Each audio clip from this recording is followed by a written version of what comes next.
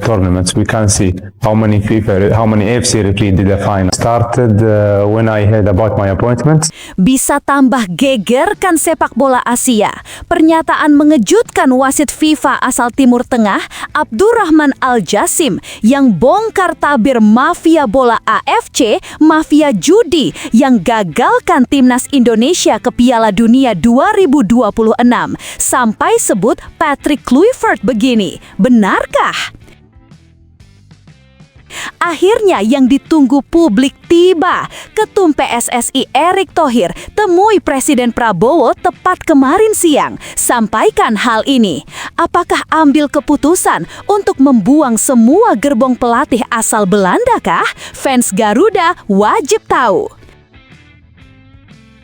Mantap, ini jelas kabar gembira. Shin Tae-yong akhirnya buka suara usai dirinya dikabarkan akan kembali ke timnas Indonesia usai Patrick Kluivert dipecat. Apakah langsung bersedia demi rakyat Indonesia? Yuk simak video sampai selesai. Sebelum dimulai pembahasan, mohon bantuannya untuk subscribe channel ini agar tidak ketinggalan info timnas Indonesia. Dilansir dari situs web Fiksi Garuda, tepat hari ini, dunia sepak bola internasional kembali diguncang oleh sebuah pengakuan yang mengejutkan dan penuh kontroversi. Abdurrahman Al-Jassim, wasit asal Qatar yang pernah bertugas di beberapa pertandingan penting FIFA, membuat pernyataan yang membongkar kedok mafia sepak bola Asia dan intervensi gelap dalam kompetisi kualifikasi Piala Dunia 2026. Dalam wawancara eksklusifnya bersama media Arab Al Jazeera Sports, Al-Jassim mengungkapkan bagaimana AFC, Konfederasi Sepak Bola Asia, dan sejumlah pihak yang terlibat dalam perjudian internasional telah berkonspirasi untuk memastikan hasil yang sudah diatur, khususnya terkait timnas Indonesia. Al-Jassim membuka wawancara dengan sebuah pernyataan yang sangat mengejutkan. Saatnya saya membongkar kebusukan AFC dan mafia judi yang mengendalikan sepak bola Asia. Saya sudah cukup lama diam, tetapi sekarang saatnya untuk mengungkap kebenaran. Menurut Al-Jassim, kualifikasi Piala Dunia 2026 ronde 4 di zona Asia sudah diatur sejak awal dengan Arab Saudi dan Qatar dipastikan lolos dengan cara yang tidak adil. Ia menyebutkan bahwa skenario lolosnya kedua tim ini bukanlah hasil dari kemampuan teknis mereka di lapangan, melainkan sudah diatur oleh AFC dan didukung oleh mafia judi internasional. AFC dan bandar judi sudah merancang semuanya dengan rapi. Semua hasil pertandingan penting, terutama yang melibatkan Indonesia, sudah mereka tentukan sebelumnya. Saya tahu ini tidak akan populer, tetapi saya tidak bisa lagi diam, lanjutnya dengan nada serius. Al-Jassim juga membongkar skenario yang melibatkan pertandingan antara Arab Saudi dan Indonesia yang berakhir dengan kemenangan 3-2 untuk tim tuan rumah. Walaupun hasil pertandingan tersebut terbilang ketat, Al-Jassim menegaskan bahwa laga ini sudah disetting untuk memastikan Arab Saudi menang. Saya tahu bahwa wasit asal Kuwait yang memimpin pertandingan itu berusaha untuk bertindak adil.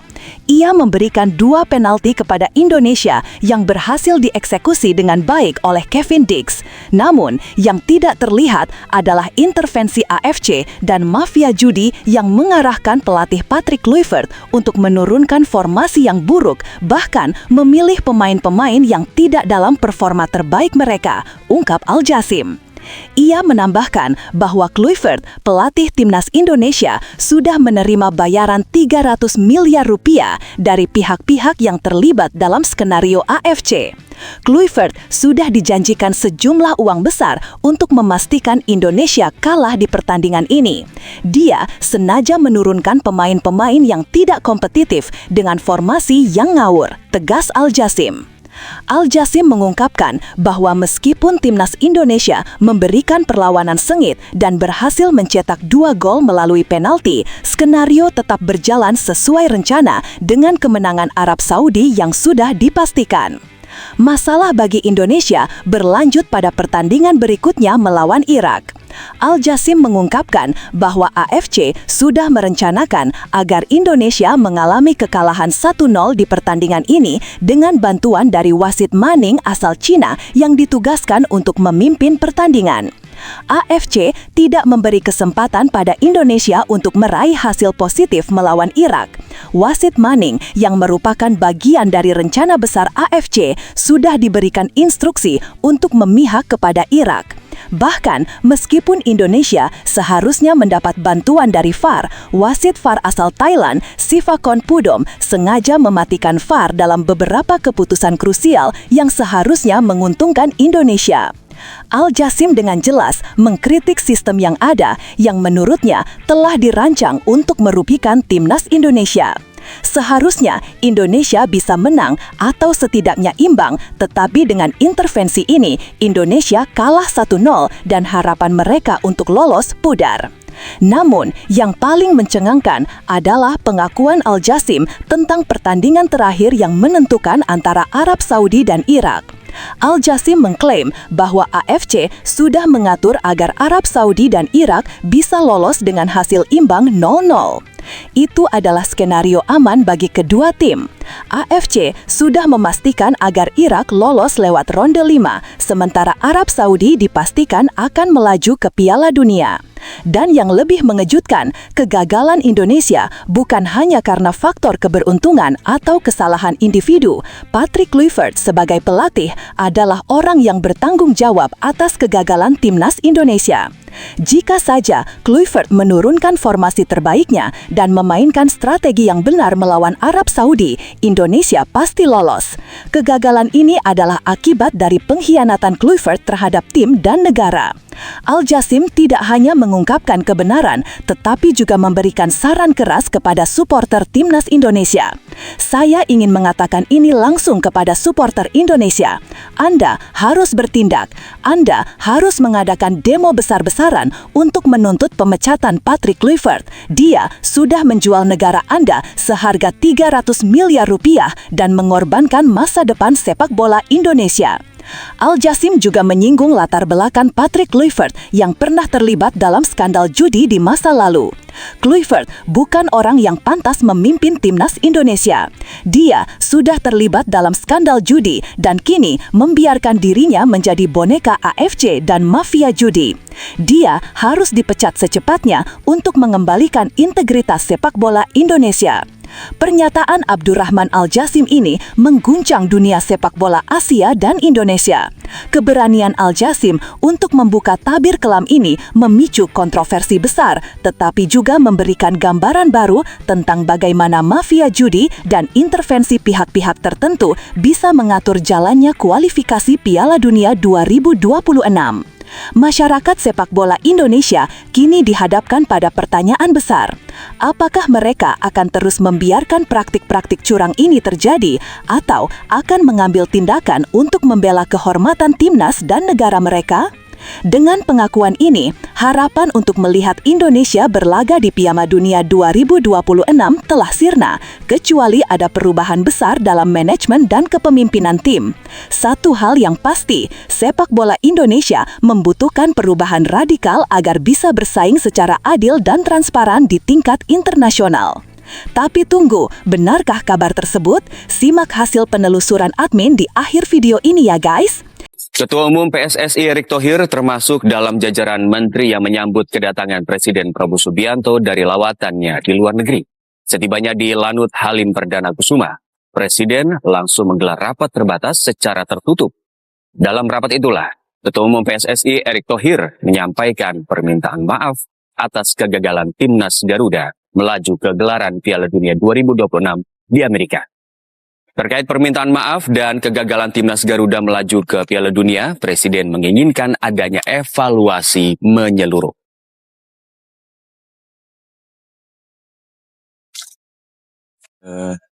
Menteri Pemuda dan Olahraga melaporkan kepada Bapak Presiden sekaligus memohon maaf bahwa timnas kita belum berhasil untuk lolos ke Piala Dunia 2026 gitu.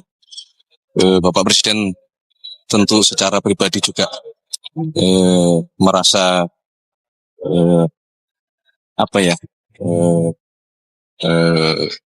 berat hati menerima kenyataan bahwa kita belum berhasil lolos, tetapi sebagai kepala negara, kepala pemerintahan, beliau menyampaikan untuk mari kita berusaha kembali.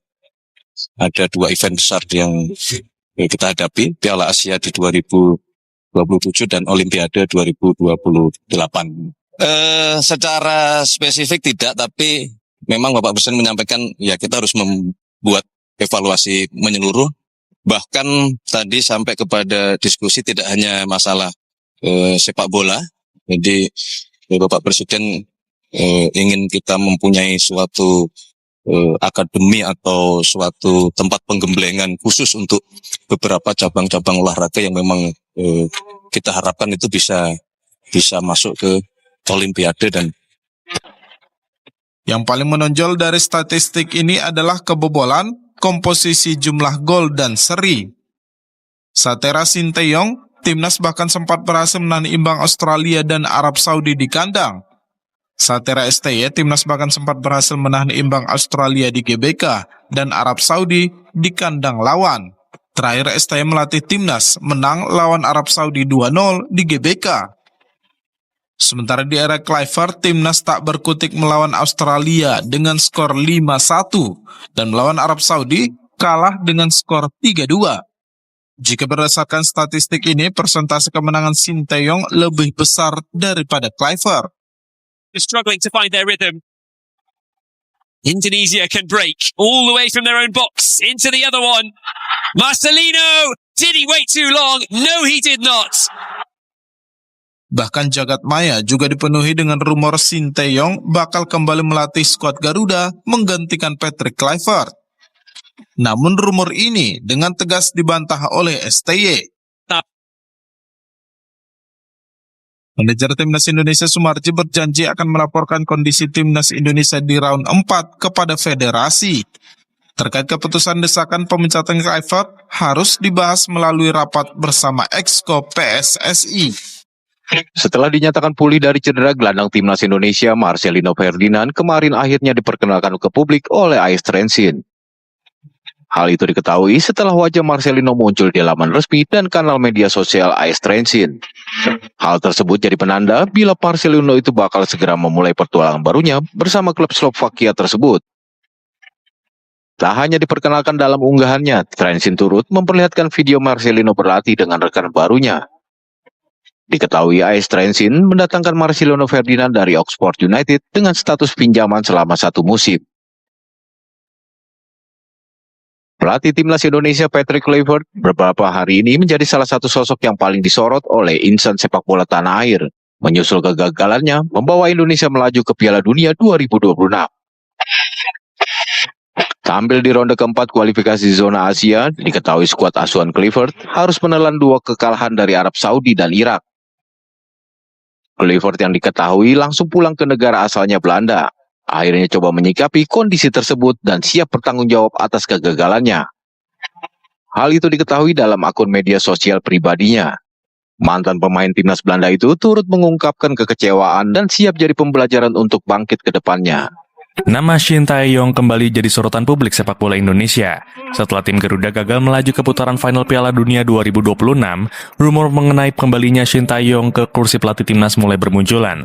Tagar kembalikan STY sempat ramai di media sosial, sebagian pendukung Indonesia berharap Shin Tae-yong bisa kembali mengangkat prestasi Garuda seperti dahulu. Namun, Shin Tae-yong akhirnya angkat bicara. Dalam wawancara dengan media Korea Selatan, pelatih 53 tahun itu menegaskan rumor tersebut tidak benar. Shin menjelaskan saat ini dirinya tengah beristirahat dan mempertimbangkan sejumlah tawaran, baik dari klub maupun proyek pengembangan sepak bola di Asia. Ia mengaku masih mencintai Indonesia dan para supporter, namun belum ada rencana untuk kembali dalam waktu dekat.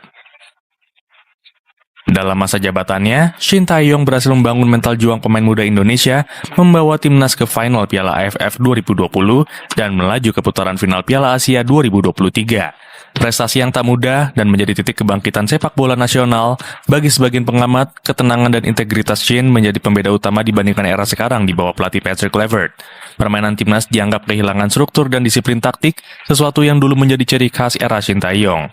Di sisi lain, PSSI belum memberikan pernyataan resmi terkait rumor Sintayong ini. Pihak federasi hanya menegaskan fokus mereka saat ini adalah evaluasi tim dan persiapan jangka panjang menuju Piala Asia 2027. Dewa United Banten FC akan menjamu Madura United FC pada pekan ke-9 BRI Super League 2025-2026 di Banten International Stadium, Kamis 16 Oktober 2025. Kedua tim sama-sama berpotensi memberi kejutan, namun Dewa United punya motivasi lebih di hadapan pendukung sendiri. Pertemuan kali ini akan menjadi duel ketujuh bagi kedua klub di ajang tertinggi sepak bola Indonesia. Dari 6 pertemuan sebelumnya, Dewa United baru sekali menang, tepatnya pada 22 Oktober 2023. Ketika itu, mereka melumat Madura United 4-1 di kandang lawan. Keduanya kerap disebut sebagai tim kuda hitam yang sulit ditebak. Tak heran jika rekor pertemuan mereka relatif seimbang. Madura United unggul tipis dengan 2 kemenangan dan kini berambisi mengakhiri tren buruk tanpa kemenangan dalam 5 laga terakhir. Performa Laskar Sape Kerap sedang menurun. Kedua dari 5 laga terakhir berujung kekalahan, masing-masing dari Malut United FC dan Bali United FC. Situasi itu membuat mereka bertekad bangkit di Banten. Pelatih Madura United, Angel Alfredo Vera, memanfaatkan jeda internasional untuk memperbaiki kondisi fisik dan taktik timnya. Ia sadar laga kontra Dewa United dan Persija Jakarta akan menjadi ujian berat. Sementara itu, Dewa United tengah dalam tren positif setelah bangkit dari start buruk di awal musim. Klub berjuluk Banten Warriors itu kini mulai merangkak ke papan tengah klasemen BRI Super League 2025-2026. Meski hasil imbang 1-1 kontra Persebaya Surabaya di laga terakhir sedikit mengecewakan, Dewa United diminta menjaga semangat dan fokus pada laga berikutnya. Rahmat Darmawan resmi menjadi pelatih baru Persipura Jayapura. Keputusan ini diumumkan secara resmi melalui media sosial klub pada Senin lalu. Setelah beberapa hari terakhir dipenuhi spekulasi, manajemen Persipura akhirnya menegaskan bahwa sosok yang akrab disebut Coach RD itu akan menangani tim Merah Hitam dalam sisa musim Liga 2 2025-2026. Menunjukkan Rahmat Darmawan tak lepas dari keinginan manajemen untuk mengembalikan tradisi juara Persipura setelah tim tersebut mengalami awal musim yang berat dan berada di papan tengah klasemen sementara. Sebelumnya, posisi pelatih kepala diisi oleh Ricardo Salampesi yang harus melepas jabatannya setelah hasil tim dinilai belum sesuai harapan. Dalam 5 laga awal, Persipura hanya mampu meraih 7 poin, hasil dari 2 kemenangan, 1 imbang, dan 2 kekalahan. Rahmat Darmawan sendiri bukan nama asing bagi publik Papua. Ia pernah menangani Persipura pada musim 2005 dan saat itu berhasil mengantarkan tim meraih gelar juara Liga Indonesia. Keberhasilan itu membuatnya dicintai publik Jayapura dan kembalinya kali ini dianggap sebagai momen nostalgia sekaligus harapan baru. Dalam konferensi pers perdananya, RD menegaskan siap memberikan energi baru untuk Persipura. Ia menyadari tantangan besar menanti, namun percaya dengan semangat dan dukungan masyarakat Papua, tim ini bisa bangkit dari berkompetisi di level teratas lagi. Target utama manajemen Persipura di bawah RD adalah merebut tiket promosi ke Liga 1 musim depan. Namun, dalam jangka pendek, RD diminta untuk menjaga konsistensi, memulihkan kepercayaan diri pemain, dan mengembalikan identitas tim sebagai macan asli tanah Papua. Meski begitu, RD menegaskan bahwa kebangkitan tak bisa terjadi dalam semalam. Ia meminta waktu, kesabaran, dan dukungan dari semua pihak untuk membangun fondasi tim yang kuat. Indonesia merupakan negara tropis yang jauh dari salju. Namun siapa sangka Indonesia kini memiliki aset berharga yang siap menggebrak panggung olahraga musim dingin dunia. Namanya Zazie Betari Landman, atlet snowboarding muda berbakat yang bercita-cita menjadi atlet Indonesia pertama di Olimpiade musim dingin. Lahir di Jakarta, gadis belia berusia 13 tahun ini mewarisi darah Indonesia dari sang ibu dan Belanda dari sang ayah. Meskipun lahir di negara yang tak bersalju, takdir membawanya akrab dengan papan seluncur di atas salju. Perjalanan Zazie di dunia salju dimulai di pegunungan Pyrenees, Andorra, Spanyol, tempat ia dan keluarganya tinggal setelah pindah dari Jakarta. Awalnya, Zazie bermain ski sejak usia 4 tahun. Namun, di usia 7 tahun, matanya terpikat pada aksi-aksi keren para snowboarder yang melompat dan melakukan trik di udara.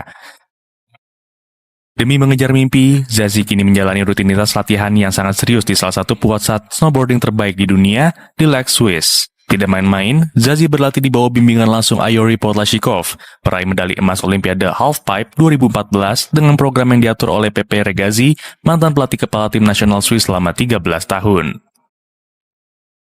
Cita-cita terbesarnya adalah mengibarkan bendera merah putih di ajang Olimpiade musim dingin 2030 yang akan digelar di Pegunungan Alpen.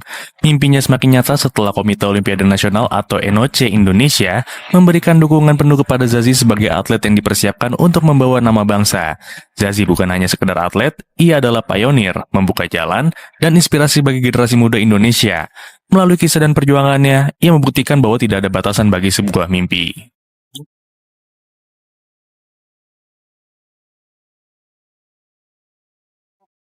Setelah ditelusuri oleh admin, berita pertama tadi hanya karangan ya guys. Tujuannya untuk edukasi penonton karena mulai marak berita karangan yang menyebar di YouTube.